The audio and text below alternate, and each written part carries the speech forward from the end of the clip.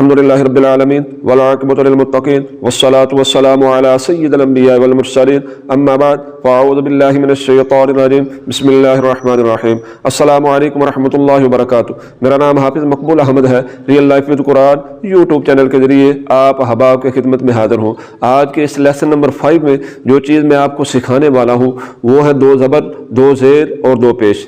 تو 2 زبر 2 زیر اور 2 پیش کے بارے میں اکثر لوگ یہ تو جانتے ہی ہوں گے، 2 زبر 2 زیر 2 پیش کو تنوین کہتے ہیں، مگر اکثر لوگ یہ نہیں جانتے جس حرف پر 2 زبر 2 زیر 2 پیش ہو اس حرف کو کیا کہتے ہیں۔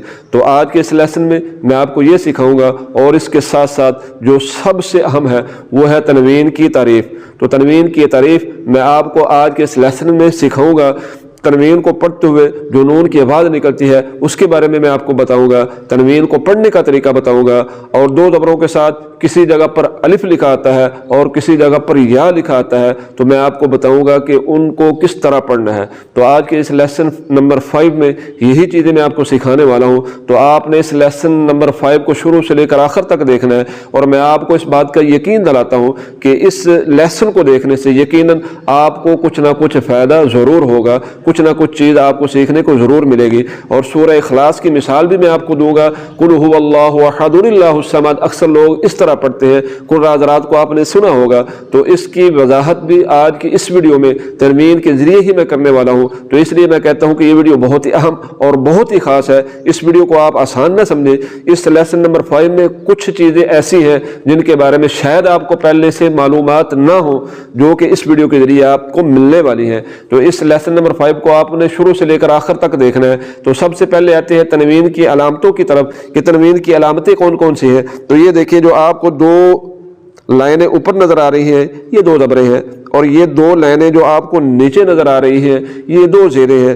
اور یہ جو آپ کو اوپر ایک پیش اور ایک الٹا پیش نظر آ رہی ہے تو اس کو ہم 2 پیشے کہتے ہیں۔ تو یہ تنوین کی 3 علامتیں ہیں، 2 زبر 2 زیر اور 2 پیش۔ تو 2 زبر 2 زیر 2 پیش کو کیا کہتے ہیں؟ تنوین کہتے ہیں۔ تو یہ تو ہو گیا 2 زبر 2 زیر اور 2 پیش کو تنوین کہتے ہیں۔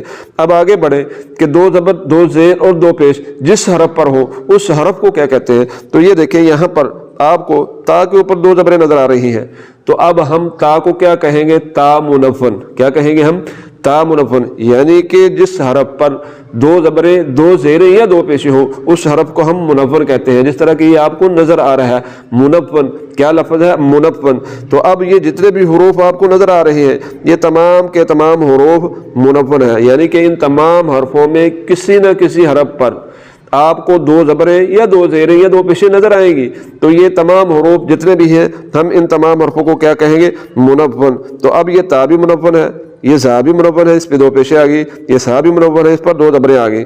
تو یہاں تک بات یقیناً آپ کو سمجھ میں آ چکی ہوگی کہ 2 زبروں کو بھی ہم تنوین کہتے ہیں، 2 زیروں کو بھی تنوین کہتے ہیں، اور 2 پیشوں کو بھی تنوین کہتے ہیں۔ اور جس حرف پر 2 زبریں ہوں وہ بھی منون ہوتا ہے، جس حرف پر 2 زیریں ہوں وہ حرف بھی منون ہوتا ہے، اور جس حرف پر 2 پیشیں ہوں وہ بھی منون ہوتا ہے۔ تو یہ میں نے کھل کر اس لیے بتا دیا کہ کہیں آپ ایسا نہ سمجھیں کہ کوئی بھی حرف جس پر 2 زبریں 2 زیریں 2 پیشیں ہوں گی تب ہی وہ حرف منون ہوگا۔ تو ایسی بات نہیں، کسی بھی حرف پر 2 زبریں آ جائیں وہ منون، 2 زیریں آ جائیں پھر بھی منون، 2 پیشیں آ جائیں پھر بھی اس حرف کو ہم منون ہی کہیں گے۔ تو جہاں پر بھی آپ کو منون لکھا ہوا نظر آئے تو اس کا فوراً مطلب آپ نے سمجھنا ہے کہ منون اس حرف کو کہتے ہیں جس حرف پر 2 زبریں یا 2 زیریں یا 2 پیشیں ہوں۔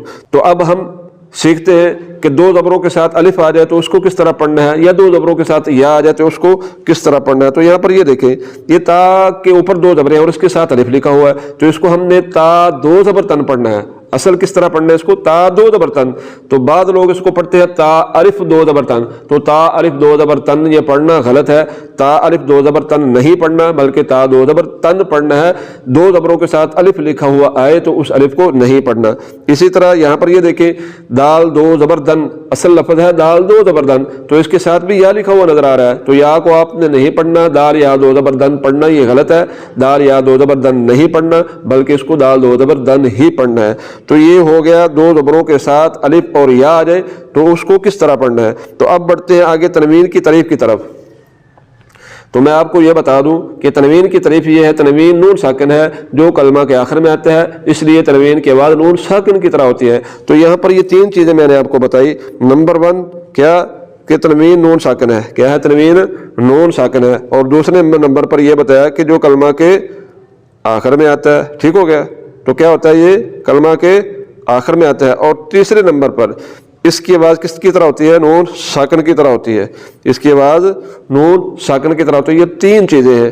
پہلے نمبر پر نون ساکن ہے، یہ بھی میں آپ کو مثال سے سمجھاؤں گا کہ تنوین کیا ہے، یہ نون ساکن ہے. اور دوسرے نمبر پر یہ اسم کے آخر میں آتا ہے. اور تیسرے نمبر پر اس کی آواز نون ساکن کی طرح ہوتی ہے. تو یہ تین چیزیں اس تنوین کی تعریف میں آ گئی. ٹھیک ہے، آگے میں آپ کو وضاحت سے سمجھاتا ہوں. سب سے پہلے بات کرتے ہیں کہ تنوین جو ہوتا ہے وہ کیا ہوتا ہے. وہ اسم کے آخر میں آتا ہے، کسی بھی لفظ کے آخر میں آتا ہے. تو یہ دیکھیں، یہ جتنے بھی آپ کو حروف نظر آ رہے ہیں، چاہے آپ اس حرف کو دیکھ لیں، نوحن، ہا پر جو تنوین آ رہی ہے وہ آخر پر آ رہی ہے. اسی طرح یہ ہارن، یہاں پر را کے نیچے دو زیریں آپ کو نظر آ رہی ہیں، وہ اسم کے آخر میں آ رہی ہیں. اسی طرح جوروفن میں آپ دیکھ لیں. تو یہ جتنے بھی اسماء آپ کو نظر آ رہے ہیں، یہ جتنے بھی اسم آپ کو نظر آ رہے ہیں، تمام اسموں کے آخری حرف پر ہی آپ کو تنوین دیکھنے کو ملے گی. تو یہ تنوین ایک تو یہ ہے کہ یہ اسم کی علامت ہے. تنوین کیا ہے؟ یہ اسم کی علامت ہے. اسم کی علامت ہے تو یہ اسم کے آخر میں ہی آتی ہے. ٹھیک ہو گیا؟ دوسرے نمبر پر سورہ اخلاص کی تلاوت کرتے ہوئے ہم پڑھتے ہیں قل هو اللہ احد اللہ الصمد. تو یہ تو عام لوگ ہیں جو احد پڑھ کر اللہ الصمد پڑھتے ہیں. مگر اگر قرہ کی بات کریں تو قرہ اس طرح نہیں پڑھتے، قرہ اس طرح بھی پڑھتے ہیں قل هو اللہ احد اللہ احد اللہ. تو یہ تنوین کی تعریف جو میں نے آپ کو پیچھے بتائی تھی، اور جو اس ویڈیو کے شروع میں نے آپ سے یہ بات کی تھی کہ اس ویڈیو کو دیکھنے سے آپ کو کچھ نہ کچھ ضرور حاصل ہوگا. تو اگر ابھی تک آپ ویڈیو دیکھ رہے ہیں تو یہاں پر آپ کو میں کچھ چیزیں سمجھانے والا ہوں. ان چیزوں کو ذرا آپ نے غور سے دیکھنا ہے. تنوین کی جو تعریف میں نے آپ کو بتائی تھی، یہ پہلے نمبر پر تو یہ تھا کہ یہ اسم کے آخر میں آتی ہے. اور دوسرے نمبر پر میں نے یہ بتایا کہ تنوین نون ساکن ہے. کیا ہے؟ تنوین نون ساکن ہے. تو یہ تمام سورہ اخلاص میں جو صورتیں بنتی ہیں، یہ تمام وہ چیزیں آپ کو نظر آ رہی ہیں. تو میں اس پر باری باری آپ کو سمجھاتا ہوں. سب سے پہلے یہ دیکھیں کہ یہ آ گیا احد. لفظ کیا ہے؟ یہ احد. تو یہاں پر دال کے اوپر آپ کو دو پیشیں نظر آ رہی ہیں. احد، یہ دیکھیں، یہ صحیح نہیں ہو رہا یار. اچھا، احد، یہاں پر دال کے اوپر دو پیشیں ہیں احد. تو اس کو احد کی بجائے احد اللہ پڑھا جا سکتا ہے. احد اللہ اس کو پڑھا جا سکتا ہے. اب یہاں پر تنوین کی جگہ پر نون کہاں سے آ گیا؟ تو یہی چیز میں آپ کو سکھانے والا ہوں. یہ دیکھیں، آگے آ جائیں، آگے تھوڑا سا بڑھے.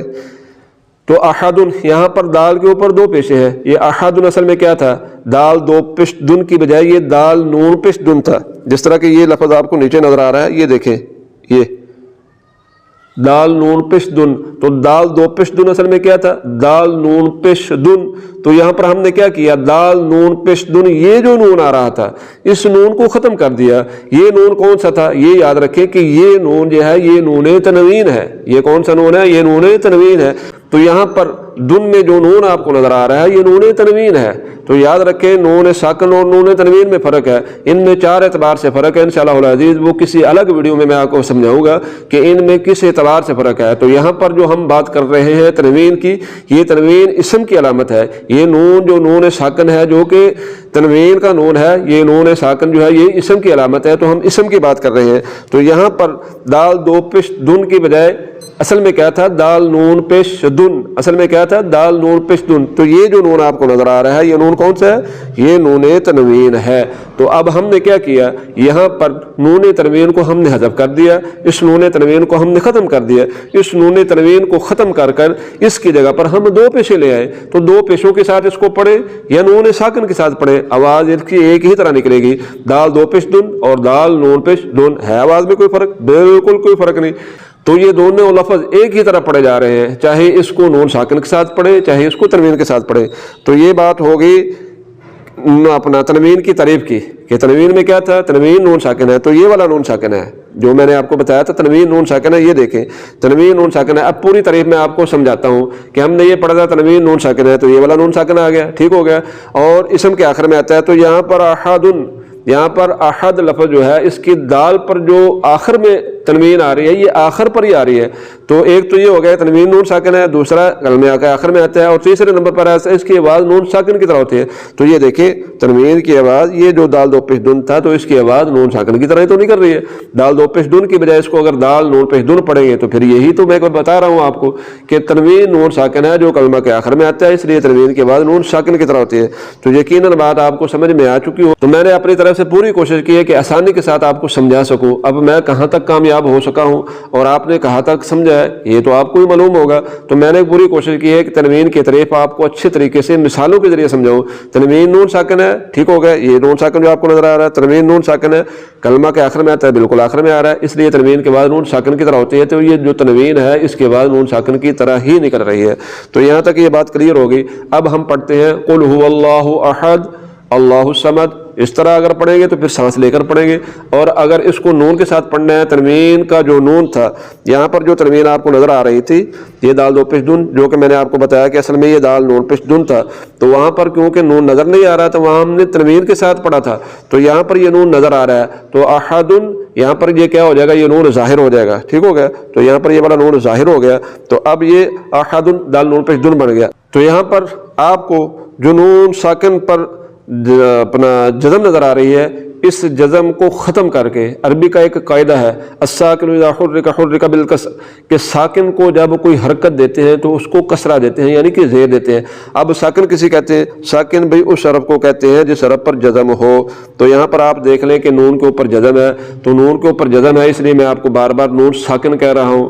پہلے شاید آپ کو سمجھ نہ آ رہی ہو کہ نون ساکن کس بلا کا نام ہے، بھی ساکن میں اس لیے کہہ رہا ہوں کہ اس کے اوپر یہ جزم پڑی ہوئی ہے، تو جزم اس چھوٹی سی دال کو کہتے ہیں، یہ جو دال آپ کو نظر آ رہی ہے نا، یہ چھوٹی سی دال یہ والی، تو یہ کیا ہے، یہ چھوٹی سی دال، اس کو ہم کیا بولتے ہیں، اس کو ہم کہتے ہیں جزم۔ تو جس حرف پر جزم اس کو ساکن کہتے ہیں، تو یہاں پر نون کے اوپر جزم تھی، اس لیے میں بار بار کہہ رہا ہوں نون ساکن نون ساکن نون ساکن، تو یہ نون ساکن ہے۔ تو ساکن حرف کو جب حرکت دیتے ہیں عربی میں تو کیا کرتے ہیں، ساکن کو جب حرکت دیتے ہیں تو اس کو زیر دیتے ہیں۔ تو یہاں پر اب ہم نے سورہ اخلاص کی تلاوت کرتے ہوئے نون ساکن جو تھا اس کے اس جزم کو ختم کر کر ہم نے کیا کیا ہے، اس کے نیچے ہم زیر لے آئے، اس کے نیچے کیا لگے آئے، ہم زیر لے آئے، تو یہ احدن سے کیا بن گیا، احدنی اللہ، احدنی اللہ۔ اب یہاں پر لفظ اللہ سے پہلے جو حمزہ آپ کو نظر آ رہا ہے، یہ حمزہ کی دو قسمیں، حمزہ قطعی اور حمزہ وصلی، انشاءاللہ العزیز اس پر بھی میں ڈیٹیل سے بات کروں گا اور آپ کو سمجھاؤں گا حمزہ وصلی اور حمزہ قطعی میں کیا فرق ہے۔ تو یہاں پر صرف آپ یہ سمجھ لیں کہ لفظ اللہ سے پہلے جو حمزہ آپ کو نظر آ رہا ہے یہ حمزہ وصلی ہے، اور حمزہ وصلی کے بارے میں آپ صرف یہاں اتنا ہی جان لینا آپ کے لیے کافی ہے کہ حمزہ وصلی جو ہوتا ہے وہ دو اسموں کو آپس میں ملانے سے درمیان میں سے حذف ہو جاتا ہے، ختم ہو جاتا ہے۔ تو یہاں پر جب ہم احد اور اللہ کو آپس میں ملائیں گے، ان دو اسماء کو آپس میں ملائیں گے، تو پھر کیا ہوگا، لفظ اللہ کا جو حمزہ تھا یہ گر جائے گا، یہ حذف ہو جائے گا، تو یہ احدونی اللہ سے کیا بن جائے گا، احدون اللہ۔ یہاں پر یہ آخر پر آپ دیکھیں تو یہاں پر کیا ہوا، یہاں پر ہم نے حمزہ کو ختم کر دیا، تو یہ کیا بن گیا، احدون اللہ، کیا بن گیا، احدون اللہ۔ تو یہ سورہ اخلاص تھی جس کی تلاوت آپ نے قرآن حضرات سے اکثر سنی ہوگی، اور قرآن حضرات قل هو اللہ احد اللہ الصمد پڑھتے ہیں، اور جنہوں نے یہ نہیں سنا تھا یا جن کو یہ نہیں پتا تھا تو وہ کیا کرتے تھے، وہ کہتے تھے کہ شاید یہ آدمی غلط پڑھ رہا ہے، تو وہ بھائی غلط نہیں پڑھتے، کیونکہ ہمیں قواعد کا علم نہیں ہوتا، تو اس لیے ہم یہی سمجھتے ہیں کہ شاید یہ غلط پڑھ رہے ہیں، تو وہ غلط نہیں پڑھ رہے ہوتے، قرآن کو کیونکہ قواعد کا علم ہوتا ہے اس لیے وہ قواعد کے مطابق ہی قرآن مجید فرقان حمید کی تلاوت کرتے ہیں۔ تو قل هو اللہ احد اللہ الصمد یہ پڑھا جا سکتا ہے، یہ بالکل صحیح ہے۔ تو یہ تھی آج کی ویڈیو۔ آج کی ویڈیو اگر آپ نے اینڈ تک دیکھی ہے تو یقیناً آپ نے اس ویڈیو کے ذریعے کچھ نہ کچھ ضرور سیکھا ہوگا۔ اگر آپ نے اس ویڈیو کے ذریعے کچھ نہ کچھ سیکھا ہے تو بھائی اس ویڈیو کو لائک اور شیئر ضرور کریں تاکہ زیادہ سے زیادہ لوگوں تک یہ معلومات پہنچ سکے۔ آخر میں اس دعا کے ساتھ آپ سے اجازت چاہتا ہوں، اللہ پاک ہم سب کو صحیح طریقے سے قرآن مجید فرقان حمید کی تلاوت کرنے، اس کا ادب و احترام کرنے اور اس کے حکامات پر عمل کرنے کی توفیق عطا فرمائے۔ دعاؤں میں یاد رکھیے گا۔ اللہ حافظ۔